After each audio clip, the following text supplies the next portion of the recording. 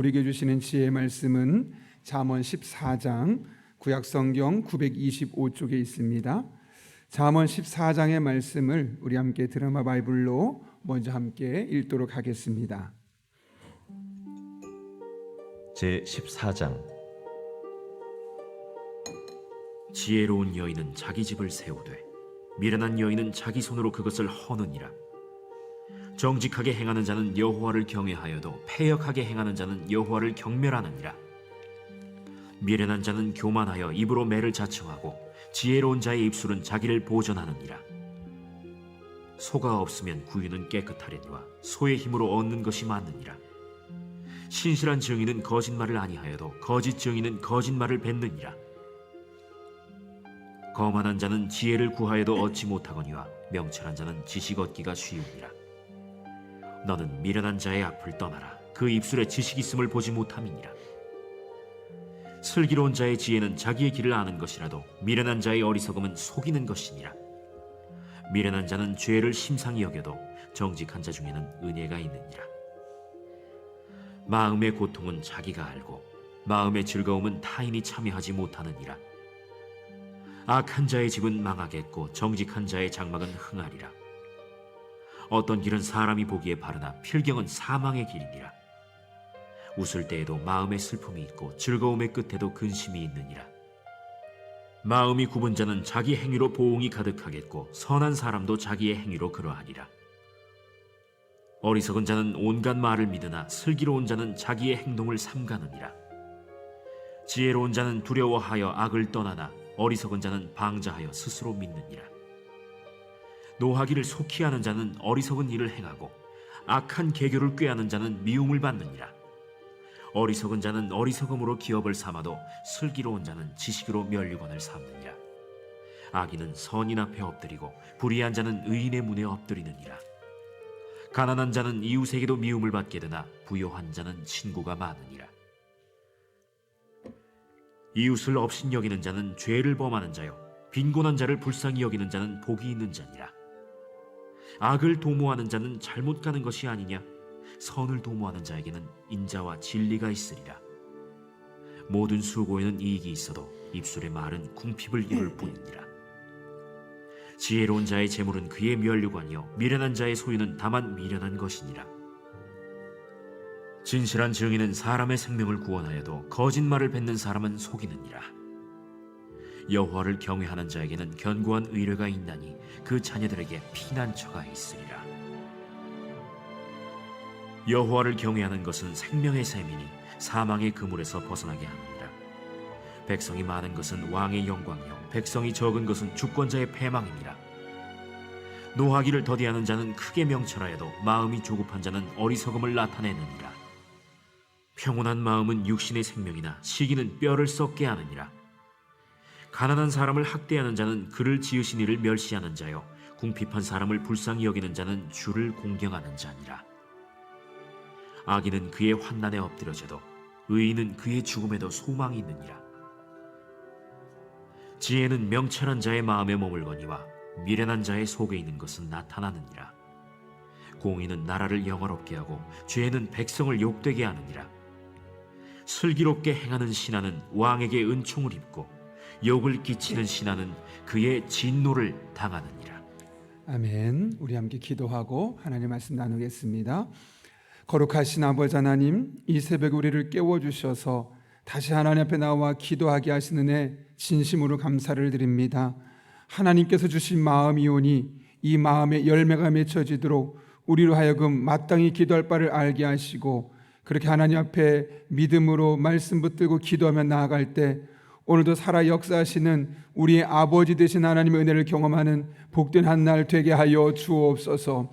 특별한 기도 제목과 마음의 소원과 답답한 현실 앞에서 하나님의 절대적인 도움이 필요하여 예물을 드리며 그 앞에 기도 제목을 올려드린 손길들이 있습니다. 하나님 그들을 일일이 기억하여 주시옵고 그들의 삶의 현장에 하나님 개입하여 주셔서 하나님이 하셨습니다. 하나님의 은혜입니다. 하나님 만난 은혜가 간증되어지도록 복의 복을 더하여 주옵소서. 함께 하시길 간절히 바라옵고 예수님의 이름으로 기도하옵나이다. 아멘. 저희가 어제 노회에서 목사 체육대회가 있었습니다. 그래서 노회 안에 5개 시찰이 이제 팀을 이루어서 경기를 2가지를 했었는데요. 저희가 축구를 시합을 나갈 때 우리 목사회에서 나름대로 우리 용인 시찰에서 생각했던 그런 결과가 있었습니다.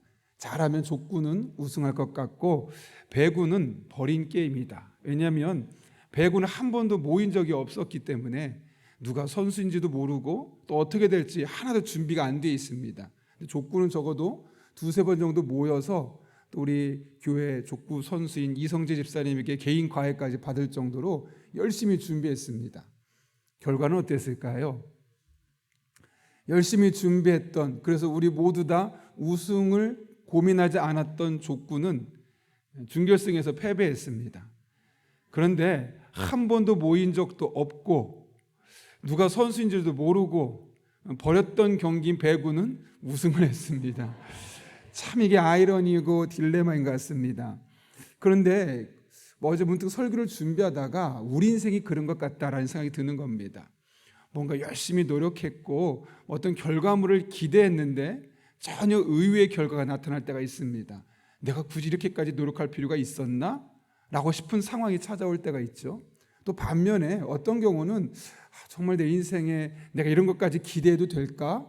라고 싶은 일들이 있는데 내가 생각한 것과 전혀 다르게 그런 일들이 순조롭게 진행되어가는 과정을 통해서 참 인생이 복잡하고 예측할 수 없다라는 생각을 할 때가 참 많습니다. 그래서 이 험한 세상을 살아가는데 하나님의 지혜가 필수인 것 같습니다. 내가 예측하고 노력한 대로 되지 않고 반대로 내가 기대하지 않았던 곳에서 뒤어진 일들을 보며 하나님의 지혜가 우리에게 정말 필요하다는 것을 새삼스럽게 깨닫게 되는 것 같습니다. 그런 의미에서 우리가 매일매일 이 잠언서의 말씀을 살펴보는 것이 우리에게 큰 힘이 되고, 아무쪼록 오늘도 우리가 잠언 14장의 말씀을 살펴보는 가운데 여러분 한 분 한 분에게 여러분의 삶에 꼬여 있고 예측할 수 없었던 또 생각하지 못했던 일들이 해결받는 그런 은혜 시간 될 수 있기를 예수님의 이름으로 축원합니다. 오늘 본문의 말씀은 먼저 지혜로운 여인에 대해서 말씀하며 시작하고 있습니다. 어떻게 시작합니까? 1절입니다. 지혜로운 여인은 자기 집을 세우되 미련한 여인은 자기 손으로 그것을 허느니라 라고 되어 있습니다. 여기 보게 되면 지혜로운 여인과 미련한 여인을 대조하고 있죠. 그런데 지혜로운 여인과 미련한 여인의 특징이 하나가 있다면 무엇입니까? 집을 세우기도 하고 집을 무너뜨리기도 한다는 겁니다. 여기에 남성은 배제되어 있습니다. 그 남편이 어떤 사람이고 뭐 이런 것과 상관없이 여인 한 사람이 갖고 있는 가정에서 절대적인 영향력이 얼마나 큰지를 말씀하고 있는 것이죠. 그렇다면 여기 자기 집을 세운다는 것, 자기 집을 허문다는 것은 무엇을 의미할까요? 원문 성경에 보게 되면 이 뜻의 의미를 보게 되면 가문을 일으키고 가문을 부흥시키고 가산, 즉 집의 재산을 증대시킨다는 것이 포함되어 있습니다. 다시 말하면 한 여성으로 말미암아 그 가정이 다양한 면에 있어서 자녀를 양육하고 또 경제적인 면과 이런 다양한 면에 있어서 점점점 융성해질 수 있는 반면 또 한편으로는 그 여인으로 말미암아 그 가정이 점점점 쇠약해질 수 있음을 말씀하고 있는 것이죠. 여성 한 사람의 책임이 크다라고 말하는 것이 아닙니다. 여성의 책임도 크다는 것을 말씀드리고 싶은 거죠. 여기 무엇을 말하는 걸까요? 한 여인이 어떤 이런 성경적인 오늘 잠언의 지혜가 있느냐 없느냐에 따라서 그의 가정이 든든히 세워질 수도 있고 똑같은 가정이 무너질 수도 있음을 말씀하고 있는 것이죠. 물론 남성들도 마찬가지일 겁니다. 그러나 오늘 본문은 여성의 지혜를 강조하고 있습니다. 그렇다면 여러분, 우리 여성들이 이 세상을 살아가면서 어떤 모습으로 살아가야 되겠습니까? 나 한 사람에 따라서 우리 가정의 미래가 달라질 수 있다라는 마음을 가지고 정말 이 잠언의 말씀을 내게 주신 말씀으로 받을 필요가 있습니다. 아멘이 안 나옵니다. 그런데 어저께 제가 이 말씀을 준비하다가 문득 정말 지혜로운 여인은 어떤 여인일까 생각하다가 잠언 마지막에 어떤 내용이 납니까? 31장에 보게 되면 르무엘 왕을 위한 훈계 잠언이 나옵니다. 르무엘 왕은 여러분이 아시는 것처럼 이스라엘 왕이 아닙니다. 그러나 분명한 한 가지 사실이 있다면 그의 어머니가 아들에게 너의 인생이, 너의 남은 한평생이 잘 되려면 여인을 잘 선택해야 한다라고 이야기를 하고 있는 것이죠. 그러면서 우리가 잘 알고 있는 31장 10절 이하의 말씀에서 현숙한 여인의 이야기를 하고 있습니다. 현숙하다는 것이 무엇일까요? 현명하고 성숙하다는 것을 의미하고, 다른 말로 하면 지혜롭다라는 말로 바꿀 수 있을 겁니다. 우리가 한번 이 내용을 같이 읽었으면 좋겠는데요. 구약 946쪽입니다. 946쪽 31장 10절 말씀. 우리가 이 말씀을 읽으면서 남성분들의 마음이 이랬으면 좋겠습니다. 아내를 보면서 당신은 왜 이 정도가 안 되는 거야? 라고 아니라 아내가 이런 여인이 될 수 있도록 기도하고, 또 아내가 이런 여인으로 살아갈 수 있도록 그 환경을 만들어주는 그런 남편이 되어야 되겠고, 아내들 또한 지나친 부담감보다는 내가 이런 현숙한 여인이 되면 우리 가정이 이렇게 든든히 세워질 수 있구나 라는 마음으로 우리 31장 10절부터 31절까지인데 천천히 한 절씩 한번 읽겠습니다. 시작. 누가 현숙한 여인을 찾아 얻겠느냐? 그의 값은 진주보다 더하니라.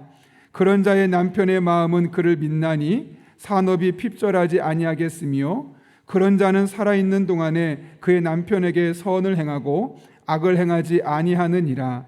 그의 양털과 삼을 구하여 부지런히 손으로 일하며 상인의 배와 같아서 먼 데서 양식을 가져오며 밤이 새기 전에 일어나서 자기 집안 사람들에게 음식을 나눠주며 여종들에게 일을 정하여 맡기며 밭을 살펴보고 사며 자기의 손으로 번 것을 가지고 포도원을 일구며 힘있게 허리를 묶으며 자기의 팔을 강하게 하며 자기의 장사가 잘 되는 줄을 깨닫고 밤에 등불을 끄지 아니하며 손으로 손뭉치를 들고 손가락으로 가락을 잡으며 그는 손고한 자에게 손을 펴며 궁핍한 자를 위하여 손을 내밀며 자기 집 사람들은 다 홍색 옷을 입었으므로 눈이 와도 그는 자기 집 사람들을 위하여 염려하지 아니하며 자기를 위하여 아름다운 이불을 지으며 세마포와 자색 옷을 입으며 그의 남편은 그 땅의 장로들과 함께 성문에 앉으며 사람들의 인정을 받으며 그는 배로 옷을 지어 팔며 띠를 만들어 상인들에게 맡기며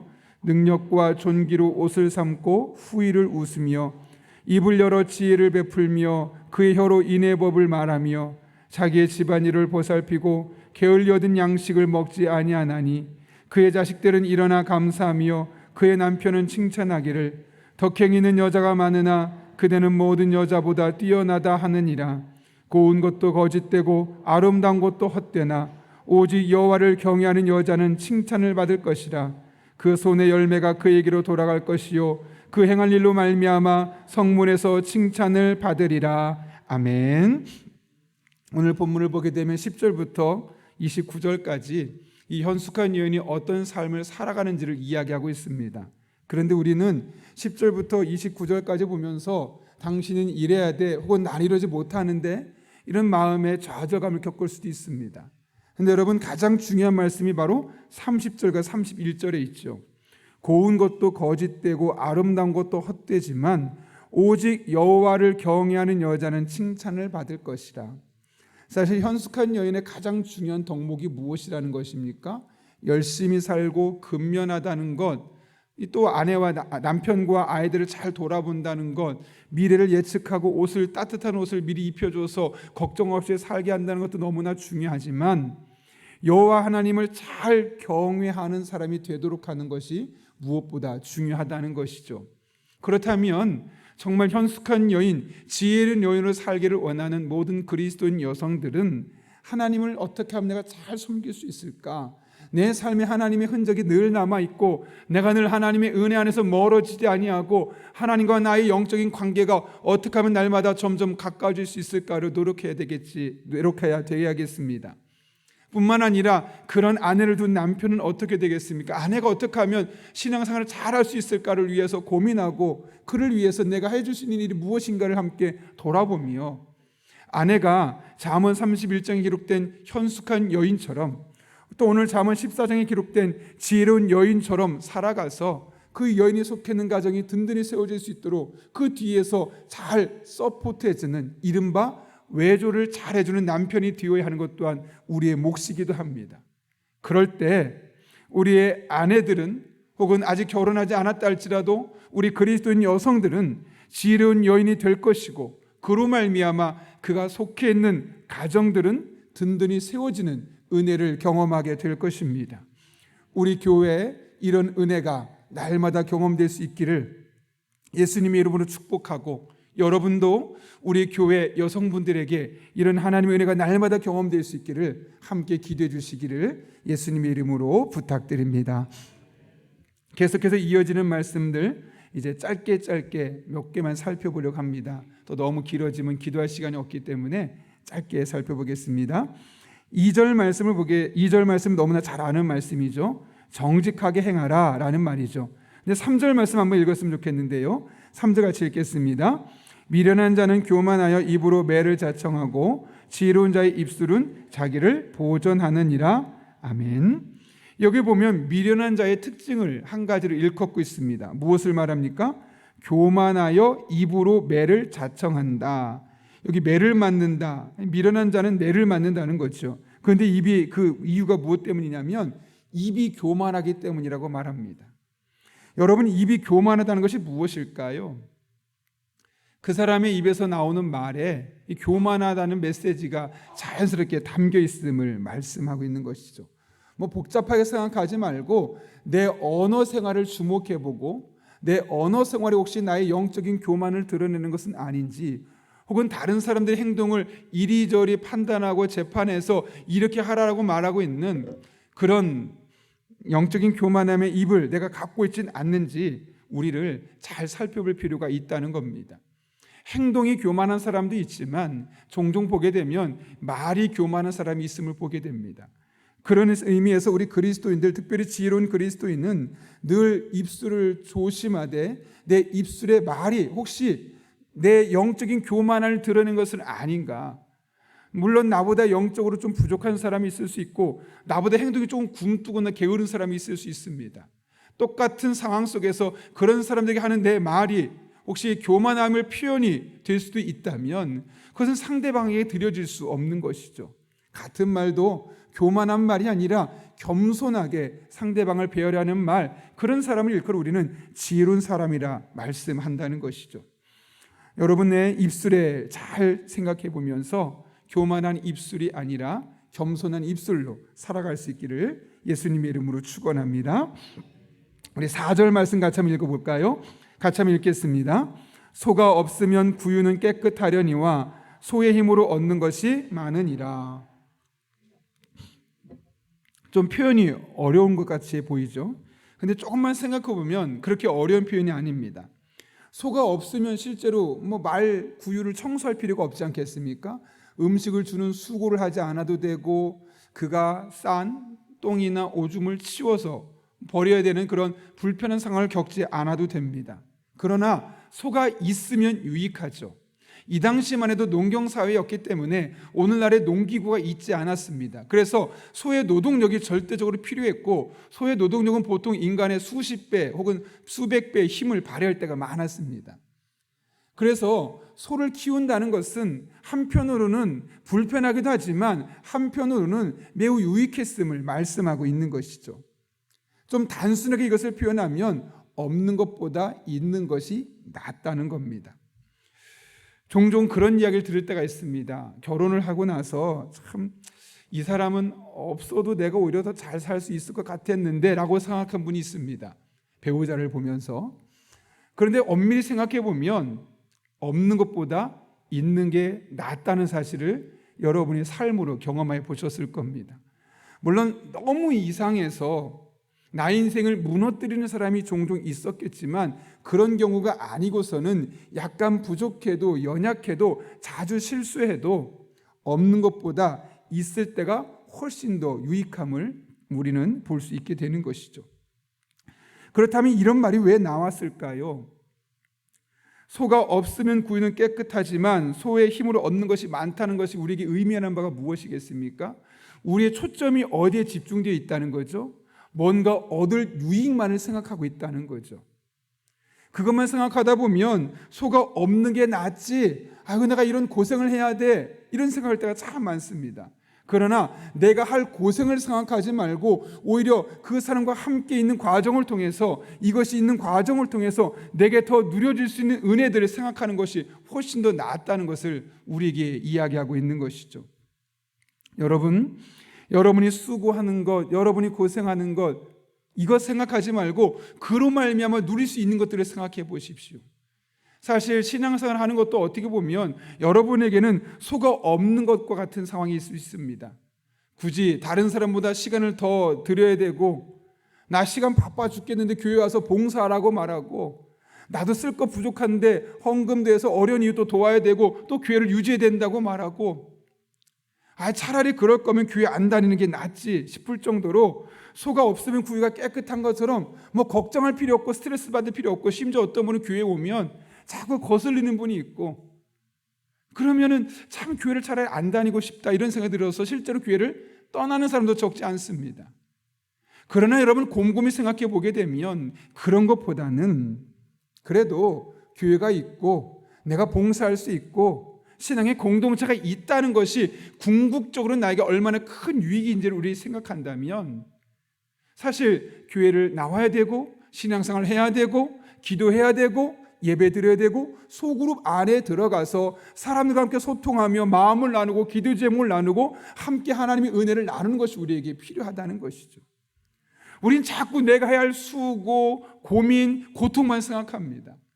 그러나 그 이면을 들여다보면 어쩌면 그 이면에 나를 위해 예비된 또 다른 은혜가 있고 유익이 있음을 성경은 분명하게 말씀하고 있는 것이죠. 여러분, 없는 것보다 있는 것이 나음을 기억하고 내가 고생하고 수고할 것만 생각하지 말고 오히려 그 고생과 수고로 말미암아 내가 얻을 수 있는 것, 또 내가 고생하고 수고했기 때문에 나와 함께하는 사람이 얻을 수 있는 것들을 생각한다면 우리는 오늘 본문 4절의 말씀을 조금 더 깊이 생각해 볼 필요가 있습니다. 여러분의 삶을 돌아보며 없는 것보다 있는 것이 낫고 고생하는 것보다 그로 말미암아 나타날 유익들을 생각하며 주신 것에 감사하고 수고하며 헌신하는 저와 여러분 될 수 있기를 예수님의 이름으로 축원합니다. 5절과 6절 말씀은 우리가 쉽게 알 수 있는 내용이죠. 신실한 증인은 거짓말하지 않는다, 거짓말하지 말라는 것이고, 6절 거만한 자는 지혜를 구하여도 얻지 못한다 라고 말합니다. 여러분 6절에 보게 되면 거만한 자는 지혜를 구해도 얻지 못한다는 게 무엇을 의미하겠습니까? 여기에서 말하는 지혜는 여태까지 계속 얘기했던 것처럼 하나님의 말씀으로 말미암은 지혜, 하나님을 경외함으로 말미암은 지혜입니다. 근데 거만한 자, 다른 말로 하면 교만한 자가 될 수 있겠죠. 그런 사람은 지혜를 구해도 얻지 못한다고 합니다. 오히려 그런 사람이 선호하는 방식은 무엇일까요? 하나님의 방식, 하나님의 뜻보다는 과학과 통계와를 더 선호하게 되는 것이죠. 굳이 기도할 필요가 뭐가 있어? 상황을 분석하고 그 문제를 어떻게 해결할 수 있는지 보다 우선순위를 갖고 있는 사람들, 그런 사람들은 지혜를 구해도 지혜를 얻을 수 없다는 겁니다. 왜냐하면 이미 그 안에 하나님 없이도 살아갈 수 있다는 마음이 전제되어 있기 때문에 그렇습니다. 반대로 말하면 내가 비록 다른 사람보다 통계를 활용할 수 있는 능력이 좀 부족할 수 있어도, 내가 과학의 이론을 많이 알지 못하고 이 세상이 돌아가는 원리를 완벽하게 꿰뚫지 못하고 있다 할지라도 하나님을 잘 경외하고 하나님 안에 살기를 노력하는 사람들, 그런 사람들은 지혜롭게 살아갈 수 있음을 분명하게 말씀하고 있는 것이죠. 우리가 종종 지혜를 이 세상의 학문과 동일시할 때가 너무나 많습니다. 여러분, 물론 학문이 많으면 지혜로울 수 있는 확률이 높지만 하나님은 분명히 말합니다. 학문으로, 독서량으로, 삶의 경륜으로 그 지혜의 깊이를 만들어갈 수 없고 측정할 수 없다고. 오히려 하나님을 경외하는 자, 하나님을 믿는 자, 하나님을 의지하는 자가 하나님 안에서 온전한 지혜를 경험할 수 있음을 분명하게 말씀하고 있는 것이죠. 하나님을 잘 경외하는 여러분 한 분 한 분의 삶 가운데 하나님의 지혜가 날마다 경험될 수 있기를 예수님의 이름으로 축원합니다. 짧게 한번 마지막 절 8절만 읽고 오늘 마치려고 하는데요. 8절 말씀 같이 읽겠습니다. 시작. 슬기로운 자의 지혜는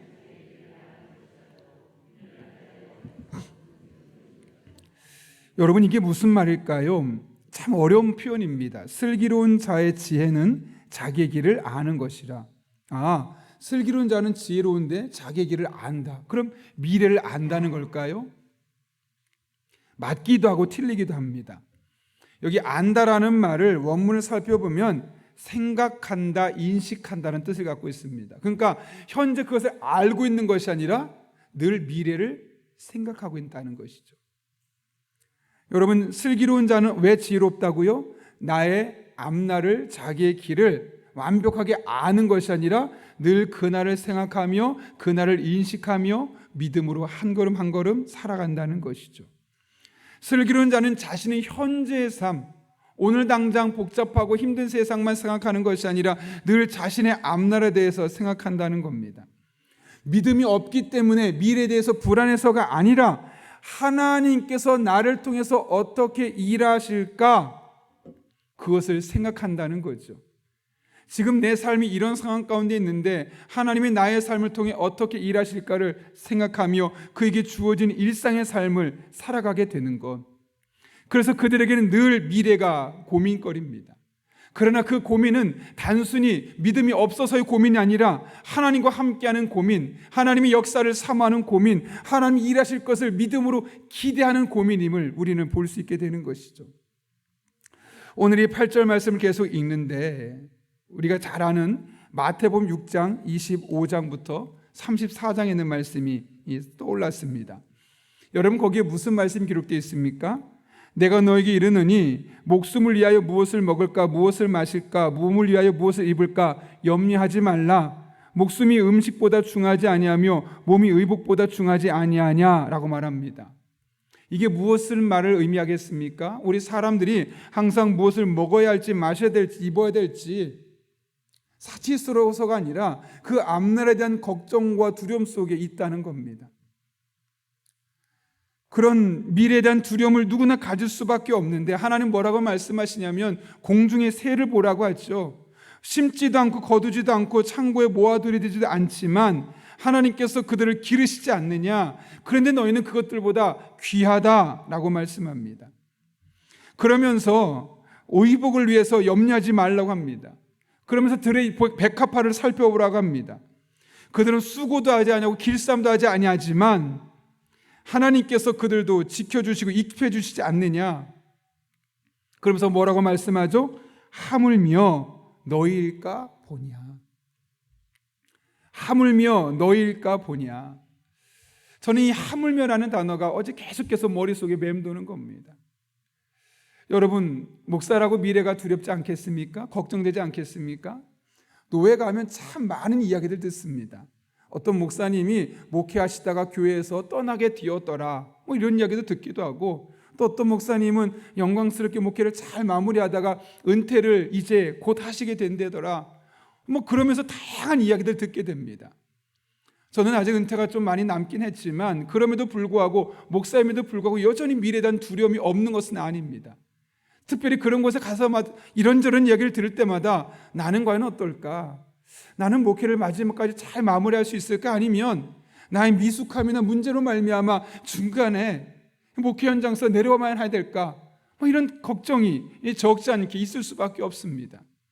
어제 노예 갔다 오고 나서 정말 많은 이야기를 들으면서 마음이 아프기도 했고 또 도전도 되는데 설교를 준비하면서 딱 한마디가 저의 마음속에 와닿는 겁니다. 하물며. 하물며. 앞뒤 잴 것 없습니다. 하물며.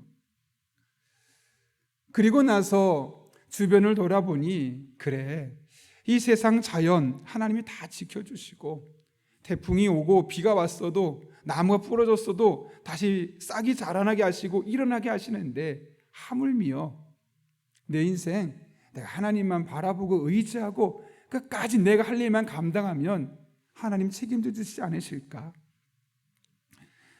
성경은 하물며로 끝나지 않습니다. 하물며 너희일까 보냐라고 말하고 그 뒤에 이렇게 말하죠. 무엇을 먹을까 마실까 입을까 염려하지 말라. 너희 하늘 아버지께서 이 모든 것이 너에게 있어야 할 줄을 아시느니라. 그런즉 너희는 먼저 그의 나라와 그의 일을 구하라. 그리하면 이 모든 것을 너희에게 더하시리라. 고민하지 말라는 겁니다. 하나님만 바라보고 의지하며 믿음으로 지금 나에게 주어진 일을 열심히 성실히 감당하면 된다는 겁니다. 그러면 자연을 지켜주시고 이 세상 모든 만물을 다스리신 하나님께서 하물며 우리 인생 또한 책임져 주신다는 것이죠. 그래서 슬기로운 자의 지혜는 자기의 길을 생각합니다.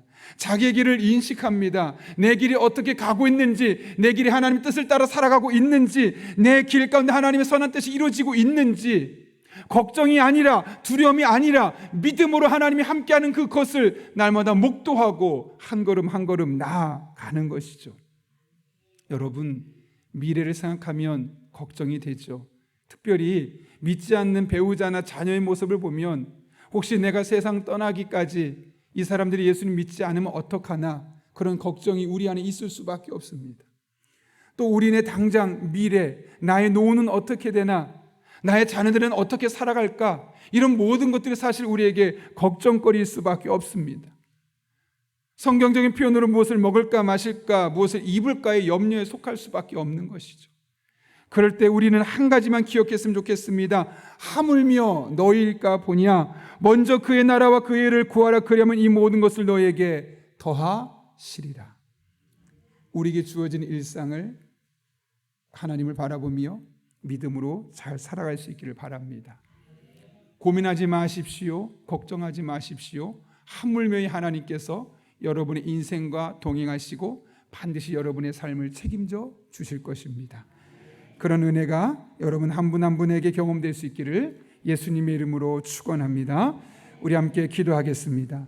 거룩하신 아버지 하나님, 오늘도 우리를 주님 전에 불러주셔서 이 험한 세상을 어떻게 살아야 할지, 내가 준비하고 예측한 것과 전혀 다르게 펼쳐진 이 세상 속에서 결국 하나님을 경외하고 하나님 주시는 지혜의 말씀을 붙들고 살아가는 것만이 답임을 깨닫게 하신 은혜 진심으로 감사를 드립니다.